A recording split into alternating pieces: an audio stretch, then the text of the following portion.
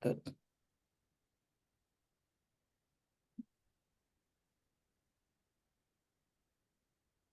A few episodes ago, I had Dr. Rob Yonova, and I talked about what happens to a leader and the mind of a leader when there is no option to step back.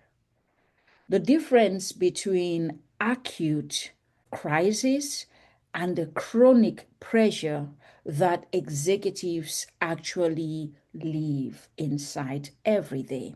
That conversation raised a question that I have been sitting with ever since. And if the question is, if chronic pressure is simply the environment you're living inside chronic pressure every day, not a phrase, not a crisis, but your baseline, then the question is no longer how do leaders survive it? The question is, can it actually make a leader better? And today, my guest has spent over 15 years researching exactly that question. He works with executives across sectors from consumer tech to philanthropy and helping them to adapt their thinking and their strategy when the rules change by the hour. His research blends psychology, business, and systems theory, and it consistently lands on that counterintuitive idea. The executives who thrive are not the ones who eliminate chaos. They are the ones who have learned to operate inside what he calls a permanent state of tension. Welcome to the Clarity Mandate. Stephen, it's a pleasure to be here.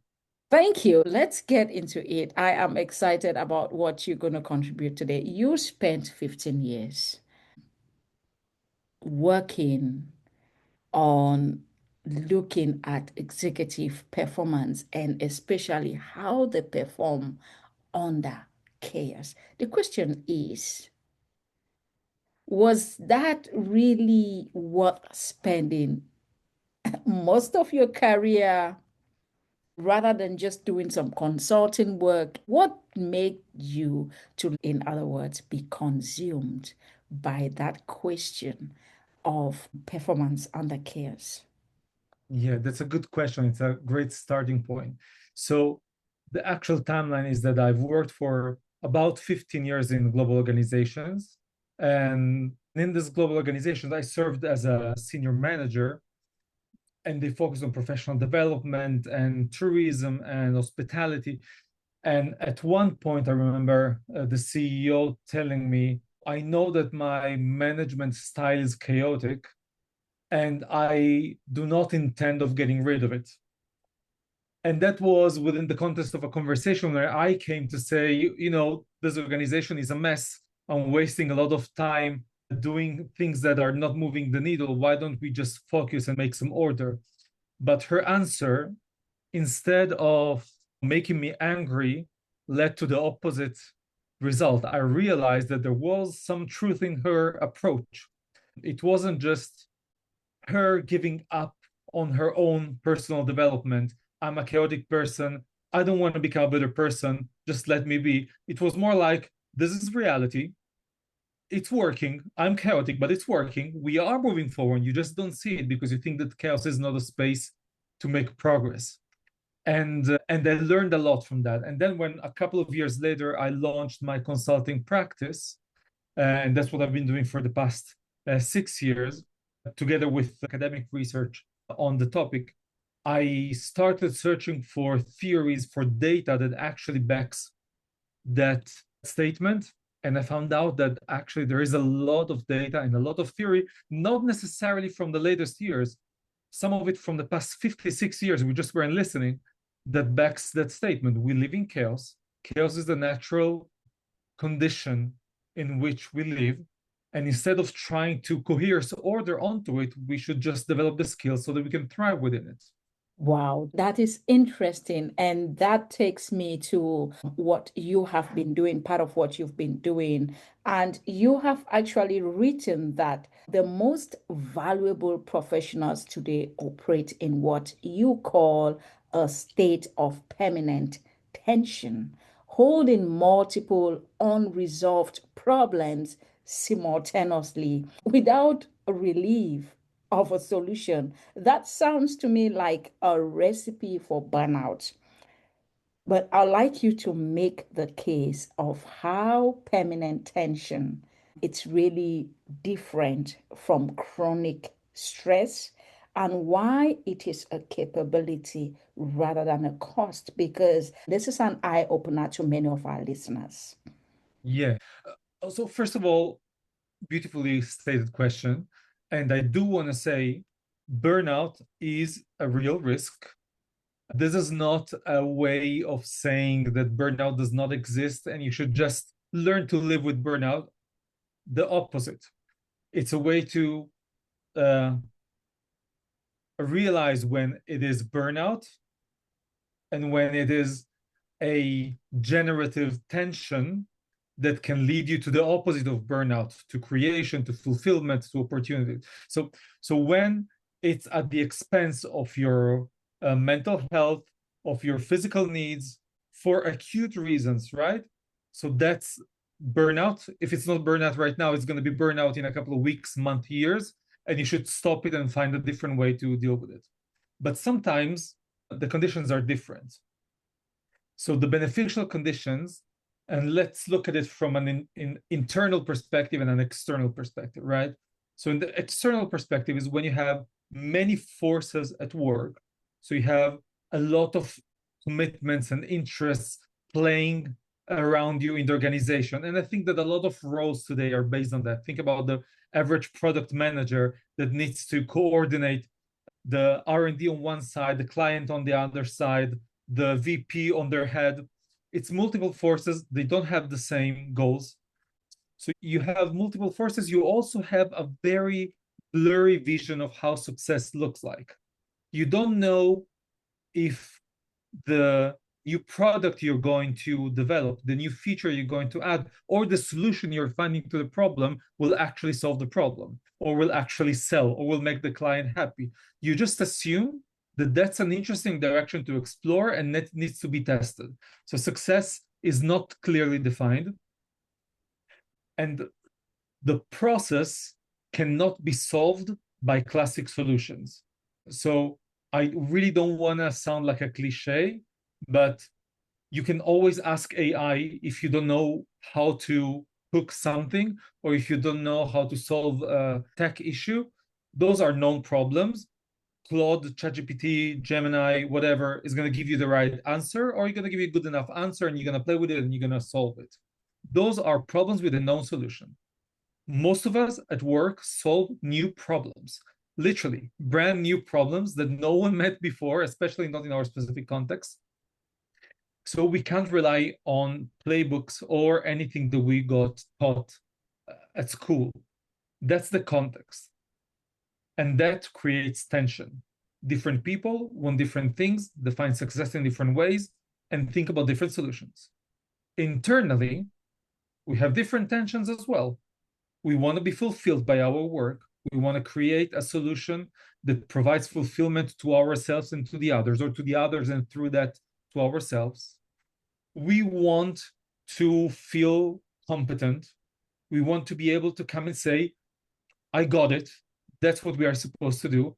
And we also want to have a professional experience that is stimulating, right? We don't want to just take a sheet out of the playbook and do the action step by step. And the tension between doing something that is creative and generative and innovative and just fulfilling the needs of the organization or yours, it's a real tension. It's not easy to solve. The solution, or maybe the root of the solution that I suggest, is to accept that the tension exists, we are in that permanent state of tension. There are practices that help us. I don't want to say resolve, but I want to say manage and leave that tension in a way that is beneficial to ourselves and to the others. And I think that's the struggle that most of the modern professionals should deal with. Wow, that's so interesting, Evie, because this makes so much sense to me because I remember many years back as a young economist, and I'll sit in meetings with my boss and we would say, this is what they're going to do. And I would sit at home and I am coming up with my own ideas. I am working with these tensions, and now it's making more sense to me. Thank you for that. And I hope many of our listeners are really getting this. But your research actually goes further than looking at these tensions. You talk about a hiring trend. You say for some roles, you actually talk about some roles where more than half of the recent hirees actually come from different industries. Companies are deliberately recruiting outsiders. I'd like you to walk our listeners through why does an executive from an unrelated industry bring, what do they bring to the chaotic environment that someone who has been a veteran within that particular environment may not be able to bring? So let's take an example. Let's take a gaming company, and I'm taking on purpose an industry that is hated by many people. Let's taking a gaming company that needs to hire a new product manager. I go back to product management as an example, just because it has less technical jargon, so it's easier to understand for the majority of our listeners. So they want a new product manager. They're a gaming company. They develop games. They need products that are experience oriented, as many other products we use in our day to day. The user is happy when their experience with the game is a positive one. The difference with I don't know, a mattress that we buy is that we need to sleep. We need a good mattress, but when we buy one, we just have a mattress and we go to sleep on it. A video game doesn't work like that, right? You want your user to go back to the video game. You want your user to maybe purchase more credits or whatever. So they want a product manager that is able to improve the experience of the client, not just purchase the video game and leave them alone. In order to compete in a highly competitive industry, such gaming, and there are many other examples and many other industries like that, you cannot bring in someone that will just do what all the other gaming industries are doing, because that is not going to make you more competitive. You want someone with a highly divergent thinking, someone that can bring a fresh perspective, not in the margins, not about the little features, someone that can rethink the way that you develop your products and develop your features. You're not going to find that person in the gaming industry. Maybe you will. Some people are incredibly talented and are wired to it. But the easiest move is to go and search for someone in the entertainment industry, someone that also knows how to provide a fun, compelling, stimulating experience to their users, even though it's not through a game. Maybe you want to go and search for someone in the food and beverages industry, right? Someone that knows how to provide delight to their customers in a totally different way. But still, the principles stay. They are going to search for someone who know the nitty-gritty of product development and working in a corporate organization or in a startup, if it's a startup, but that can bring a different approach towards product development that is taken from other industries. And that is going to help that person shape not only the specific product and the specific feature, but also the way the company thinks about new products and new features. And that's what's needed today. Once again, people who know how to tackle new problems in a new way. Wow, that's so incredible because I remember even back in the day when I did my PhD, I remember having a meeting with my supervisor and we were like, Let's look at models from outside our field. Let's look at something. This was still at the early stage of my PhD. We're still brainstorming on what models to use. And we're like, if we could pick something outside of my field and see how to make it work in my field, that would be a huge contribution to knowledge because everyone it's been working with these and that models, and it's almost like 1 plus 1 will be equal to 2, and that is really what you're saying, that in the real world, that is really what would bring some dynamism and bring some new creativity, new ideas, and make products perform even better in the marketplace. That is quite a smart idea.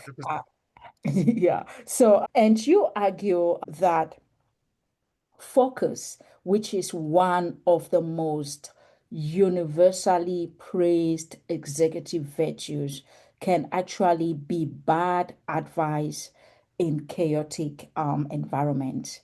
That is a direct challenge to decades of leadership orthodoxy when Yeah. it focus the wrong strategy and what should an executive do instead, because for generations it's always focus, stay on goal, on the ball. So I'll look at it from two perspectives.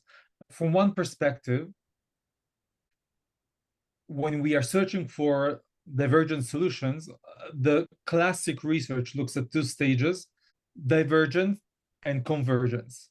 So the divergence stage is usually the first stage, is when you don't want to focus, you want to explore, you want to expand your knowledge, your thinking, your insight by looking at different disciplines, different ideas, different stories, so that you can develop your lateral thinking, have a new way of looking at things, and then you can focus. And then you go to convergence and you articulate, you synthesize the main insights that you learned, and you craft the solution that you need in order to move forward, right? So from this perspective, you don't want to focus immediately, because focus immediately means let's look at the data, let's look at the problem, what can we do? And in that case, you're not likely to find an innovative solution. So let's go out in the field, let's take a walk across different disciplines, and then we're going to go back to the focus stage.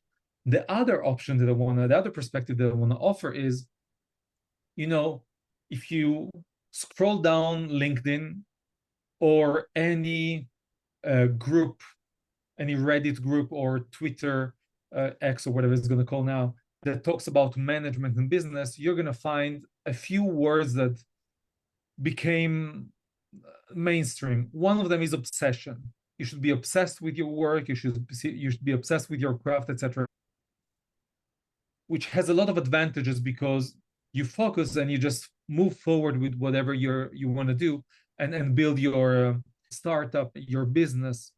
But on the other side, that means that for a sustained period of time, you don't expose yourself to anything else.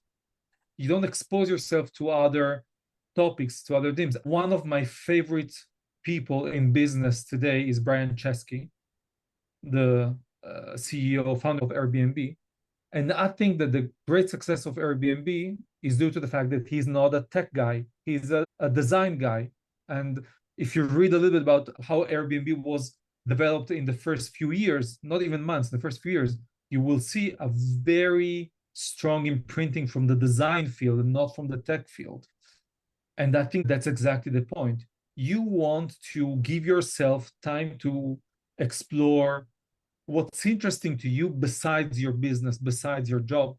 Maybe art, science, culture, whatever it is, especially things that you've never explored before, because our brains need those external stimuli just to challenge the way that we usually think.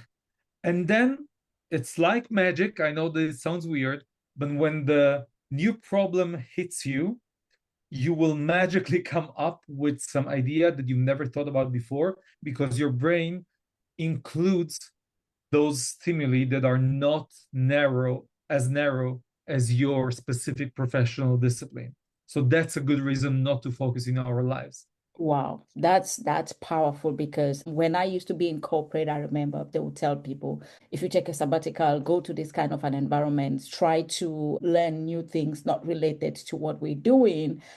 At that point, it wasn't really clarified in terms of the theory and everything that you're explaining right now. It wasn't explained to us back then that that is really the objective to stimulate, but it was like, go and see what else is happening out there.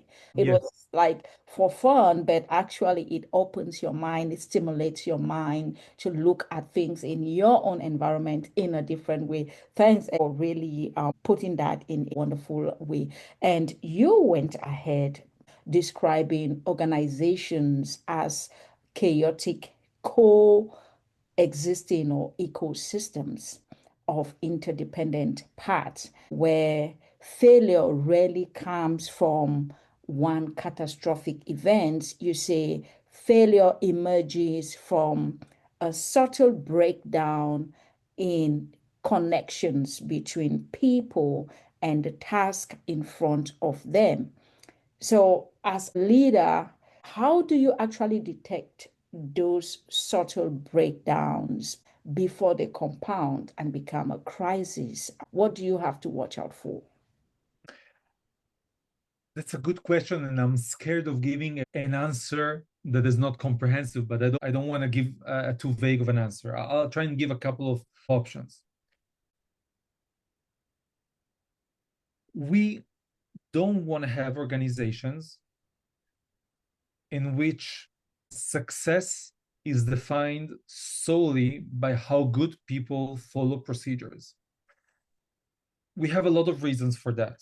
The first one, the human one, is that we don't want to have organizations filled with technocrats, right? We don't want to have organization where people come to follow orders and don't have opportunities to solve problems in a creative way or to think about a better way to do the work.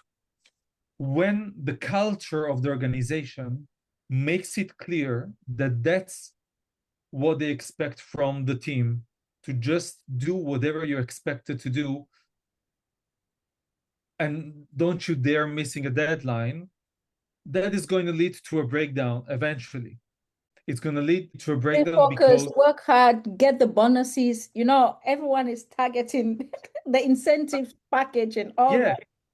you could have all of what you just said and manage the organization with a culture that still promotes creativity. That is definitely an option. You can tick all the boxes in your to-do list.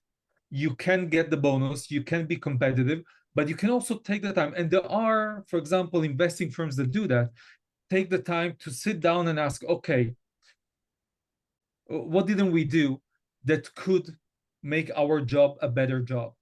Or where are opportunities that we never explored before? Just raise all the weirdest ideas that you have. You can do both, but if you are just focused on following the work plan, the breakdown is going to come, which leads me to the second point. If the first example are organizations where the culture promotes only, as I said before, a culture of technocrats, the second example is organizations that glorify the work plan. I provide consulting to executives. Very often, what they want is a new strategy and the work plan to implement it. And we always work on that, but we always work on knowing that there will be at least 3 or 4 scenarios that right now are not necessarily expectable, but they can happen and they will change your work plan. No work plan is ever implemented as it was planned. Never happened in history. And we know that, but we still keep on making work plans and hoping that it's going to be okay until the deadline. So an organization that plans ahead, knowing that there will be changes and the work plan can be adapted to those changes, and no one is going to be guilty and no one is going to be blamed for changing the work plan, adapting the work plan, is an organization that is healthier and is likely to be more resilient when the crisis hits, the market changes, the war changes the geopolitical scene, etc. The organization that just wants to have order eventually will hit the crisis that is gonna ruin the work plan, and the competitors are gonna win the clients. Wow, that is so powerful. And let's go back to some of the work that you have done in your Masters of Babel. It's grown, it's reached over 7,000 readers and lots of executive across social media platforms and different platforms. So after years of you writing about what makes executives excel under chaos, what is the idea you've published that generated the strongest reaction? And these are, I don't mean just positive, either the most pushback or the most I really needed to hear that. What's been that idea? And what did that kind of a reaction teach you, whether it was a pushback or it was really on the other side? Yeah.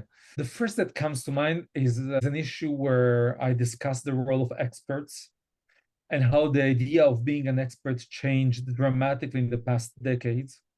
Once being an expert meant A, that you knew pretty much everything about your field. The majority of the knowledge was available to you. You spent 10, 15, 20, 25 years learning everything that you needed to know. And you had the authority to spread that knowledge with confidence. No one would challenge you, right? On the other side, you could be a very narrow field, right? I am specialized in, a doctor specialized in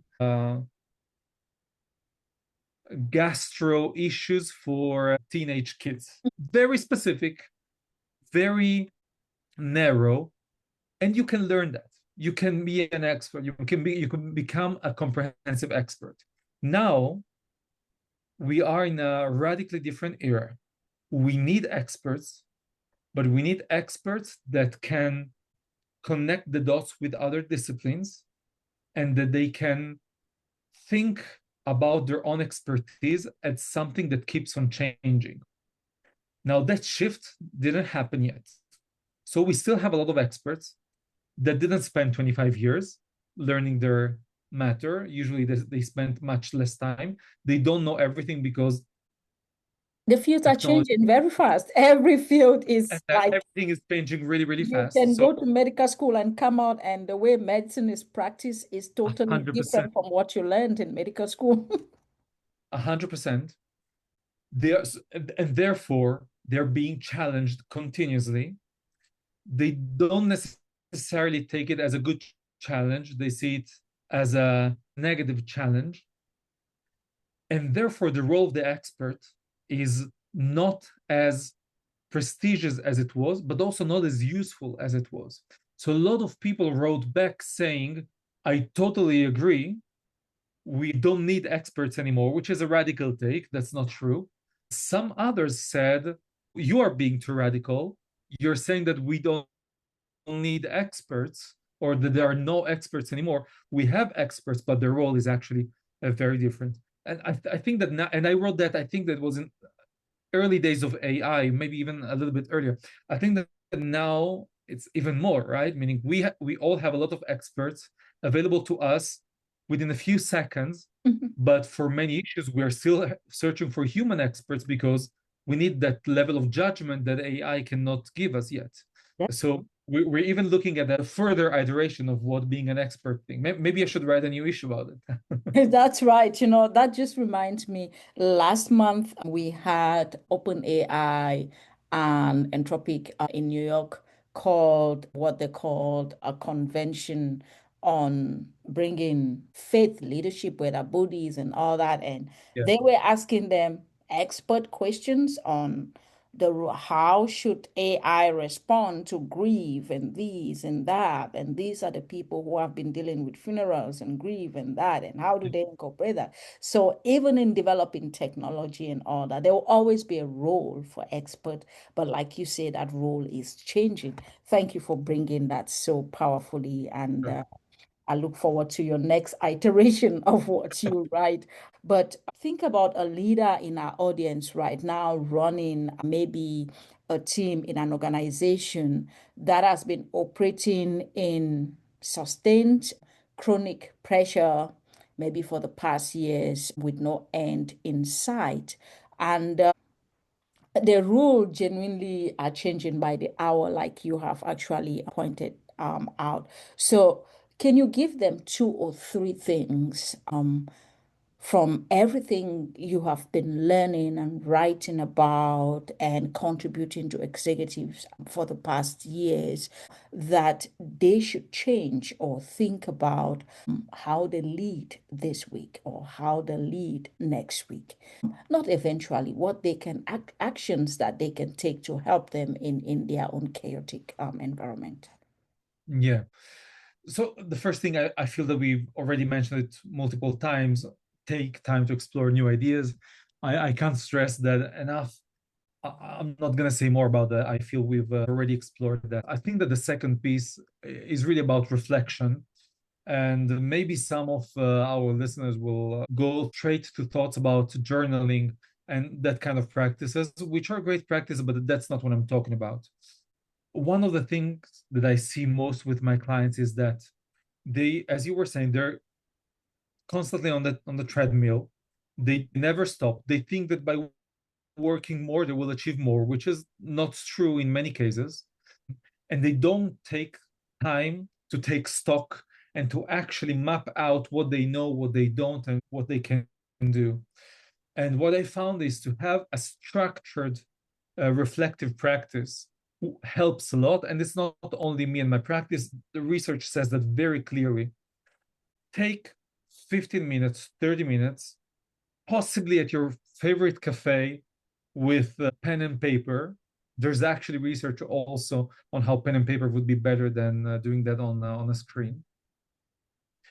And take the time to articulate what are the insights that you're taking from the past week, the past 2 weeks.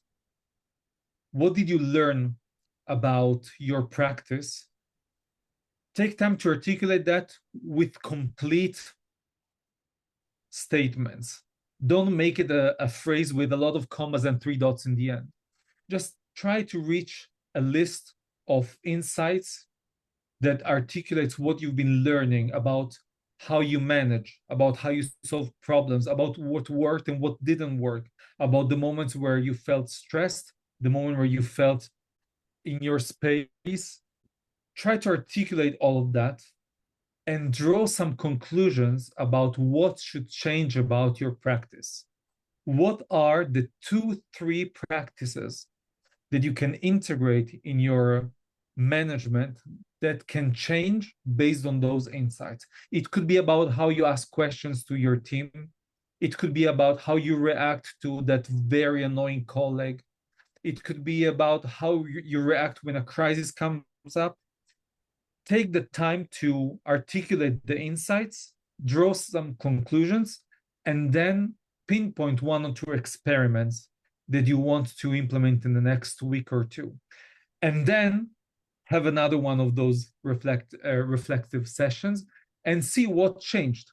And that kind of practice, once again, doesn't have to be an hour, 2 hours with meditation before and a cold plunge afterwards. That's not what I'm talking about. It's not freestyle journaling. Again, it has a lot of advantages, but that's not what I'm talking about. This is structured reflecting about your practice that starts from your insight and emotions and reaches experiments. And when you get used to have that kind of practice once a week, once every couple of weeks, you will just see that you are able to calibrate your practice to match the variety of your challenges.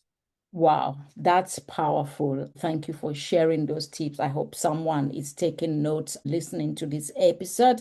Structured reflection, looking at what worked, what didn't work, and begin to look at how do you recalibrate the way you do things so you can take your organization to the next level. So the name of this podcast is the Clarity Mandate. And for me, I really believe that there is a moment in everyone's life where clarity really stops being optional when an executive has to decide whether you want to choose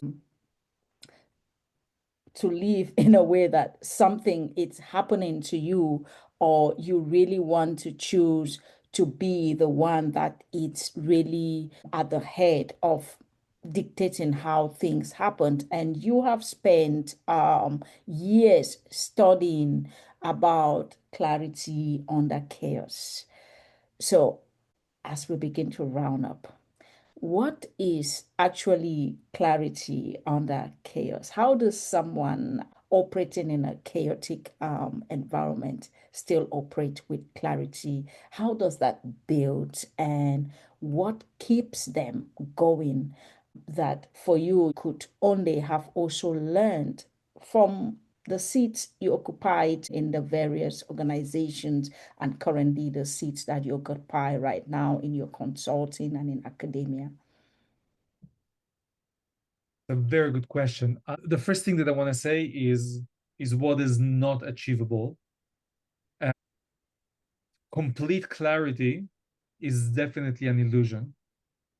No one can achieve that at any point in their life, which is probably a good news because otherwise life would become incredibly boring.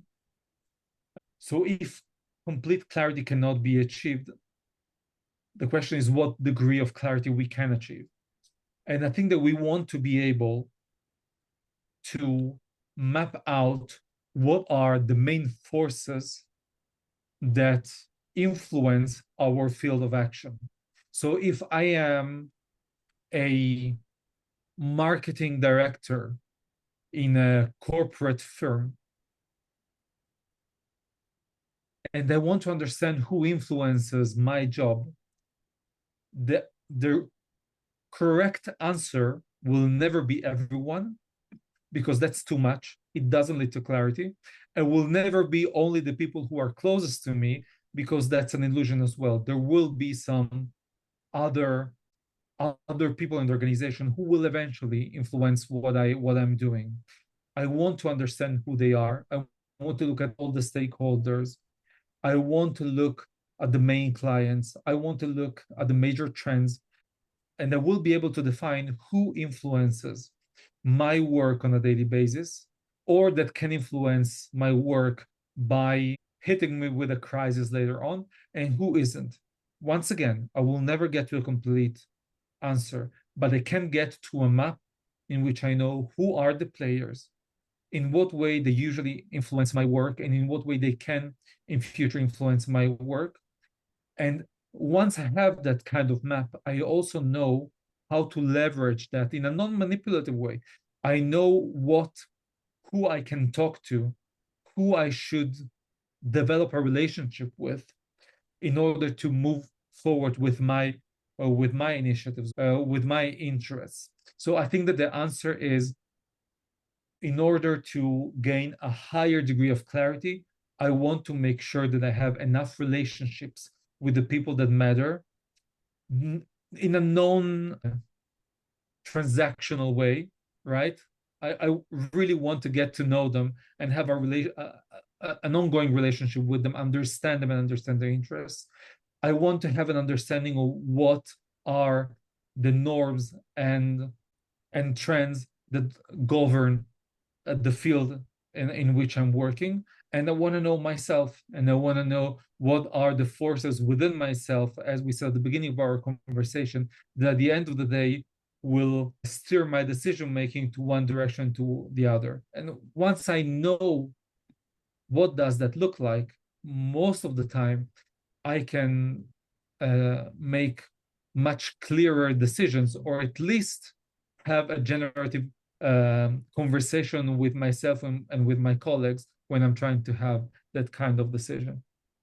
Wow, that's so powerful. Look at your stakeholders. It always boils down to people because every organization that is going to succeed in its purpose and its mandate, it's always about managing relationships, people, taking care of your people and knowing your people so that you get the best out of them. So thank you very much, Evie. This has been wonderful. Thanks for coming through. I have been having a conversation on the Clarity Mandate podcast with AVY LEGZIEL, Executive Development Consultant. He's the author of Masters of Babel, and he is a researcher who has spent over 15 years answering the question that one of our previous episodes with Dr. Rob Yanova left us with, not really how leaders survive chaos, but how chaos can become a mechanism of their growth.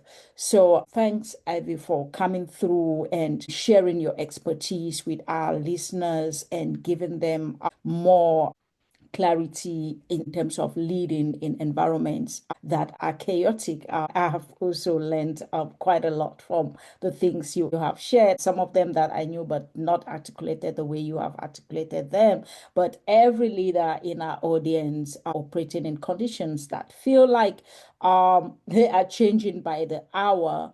You need to choose not to operate in chaos. It's not exceptional for you. This is how, like I report it, it's been like that. Just sometimes we did not realize it. You just need to know the tools that can help you become a more efficient in that environment. So the mandate is clear. You want to find we'll put his details in the show notes. You want to subscribe to his Masters of Babel, his Substack. We'll put all that in the show notes. Thank you for listening to this episode. I am Dr. Vivian Atud, and this has been the Clarity Mandate Podcast.